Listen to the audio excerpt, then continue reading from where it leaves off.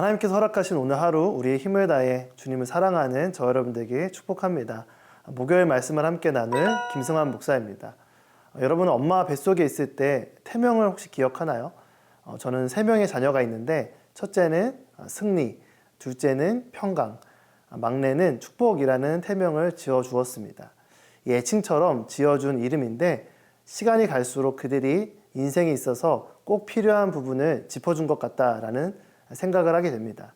첫째는 좀 겁이 많습니다. 그리고 낯을 많이 가립니다. 날마다 주님의 승리가 필요한 친구입니다. 둘째는 반대로 적극적이고 무엇이든 도전하는 성격입니다. 그래서 많이 다칩니다. 날마다 주님의 평강이 필요한 친구죠. 막내는 아직 어려서 잘 모르겠는데 저희 가정에 많은 웃음을 주는 축복 같은 친구입니다. 우리 각자에게 공식적인 이름 말고 이러한 애칭을 지어준다면 어떤 것이 좋을까요? 한번 생각해 보면 좋겠습니다. 오늘 말씀 속에는 하나님의 이스라엘을 부르시는 애칭이 나옵니다. 어떤 애칭이었는지 함께 찾아보면 좋겠습니다. 오늘 말씀의 주제는 어떤 자녀인가요? 입니다. 함께 말씀을 묵상하겠습니다. 오늘의 말씀은 신명기 32장 15절에서 36절입니다. 여수르는 살이 찌자 발로 찼다. 네가 살찌고 뚱뚱해지고 기름으로 덮이니 자기를 만드신 하나님을 저버리고 구원자이신 반석을 거부했다. 그들은 이방 신들로 그분을 질투하시게 했으며 그 가증스러운 우상들로 진노하시게 했다. 그들은 하나님이 아닌 마귀들에게 희생제물을 바쳤다.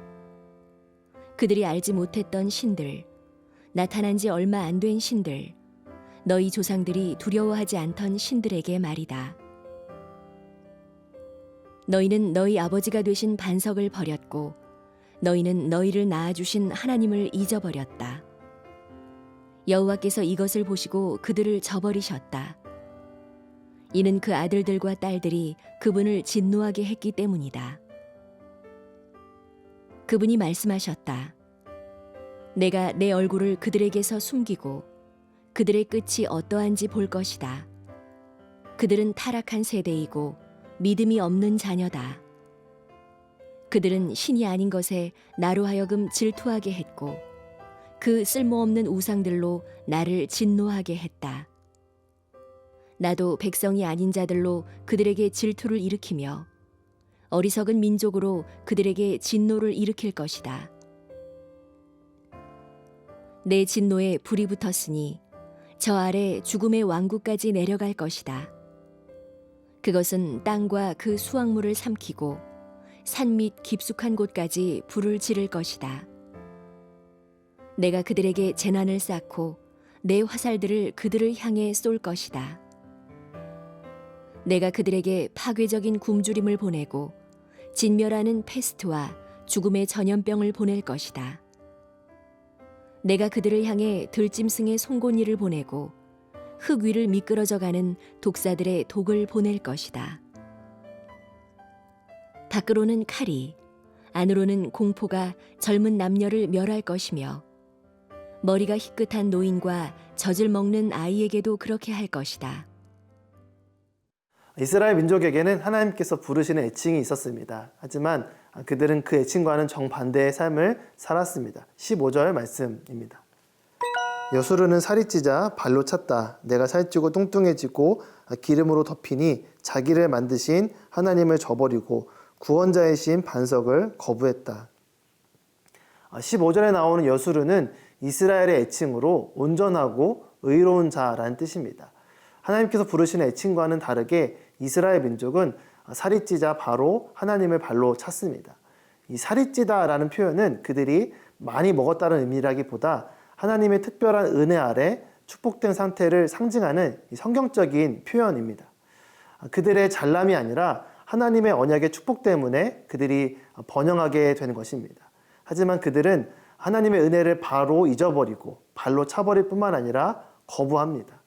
하나님께서 가장 싫어하시는 우상을 숭배하며 그곳에 희생제물을 바치며 하나님의 자리에 우상을 놓았습니다. 상황이 좋고 평안할 때 우리의 모습이 진짜 모습입니다. 그때 내가 하나님을 어떻게 바라보고 대하는지가 우리의 신앙의 실체입니다.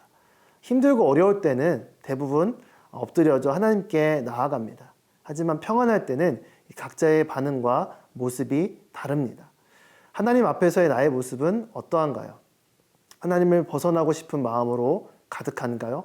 혹시나 나쁜 일이 생길까봐 마지못해 하나님을 바라보고 있나요? 하나님께서 사랑으로 부르시는 여수른과 같이 온전하고 의로운 저와 여러분 되길 축복합니다. 온전하고 의롭다라는 것을 그림으로 그려보면 어떤 틀어지거나 비뚤어지지 않은 곧게 뻗은 대나무처럼 그런 모습일 것입니다. 엄청난 격변의 시대를 살아가고 있는 지금 우리 세대가 너무나 중요합니다. 하나님을 잘 믿을 뿐만 아니라 후배들에게 또 동생들에게 그 믿음을 잘 전해 주어야 합니다. 우리의 믿음이 제대로 잘 서 있지 않으면, 이 믿음을 전수하지 않으면 17절 말씀처럼 조상들은 두려워하지 않던 헛된 우상들에게 세대를 빼앗길 수 있습니다. 우리의 반석 되신 하나님을 온전히 붙들며 이 창조자 하나님을 잊지 않고 기억하는 믿음의 세대가 되길 예수님의 이름으로 축복합니다.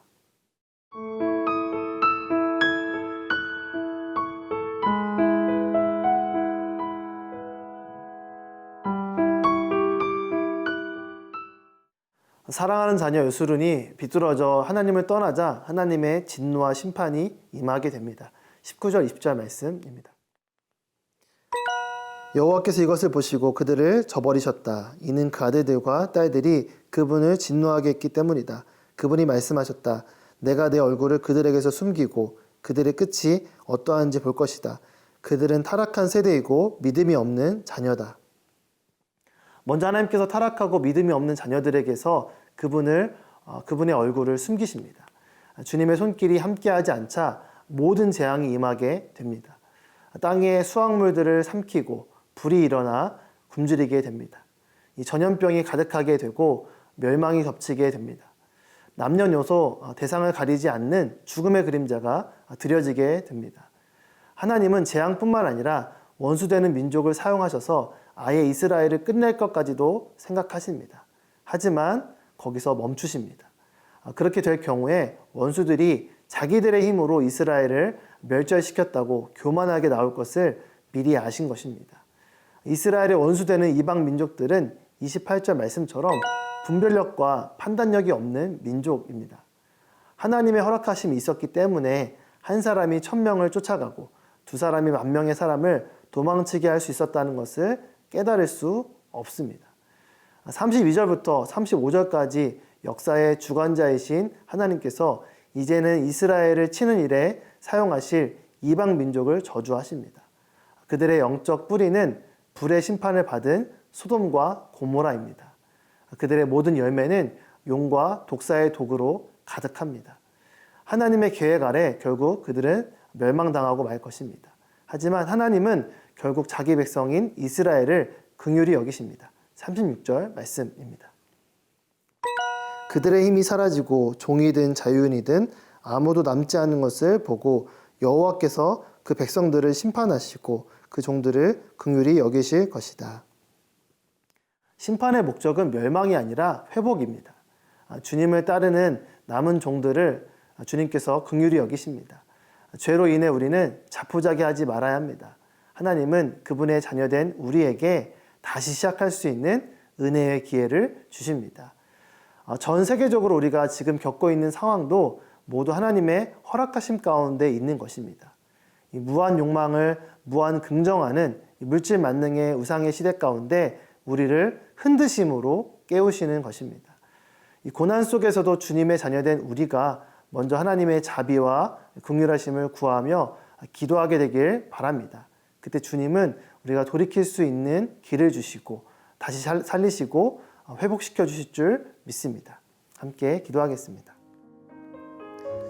하나님 아버지, 어떠한 순간에서도 주의 자녀임을 잊지 않고 하나님만 바라보며 나아가는 믿음의 세대가 되게 하여 주시옵소서. 감사드리며 예수님의 이름으로 기도드립니다. 아멘.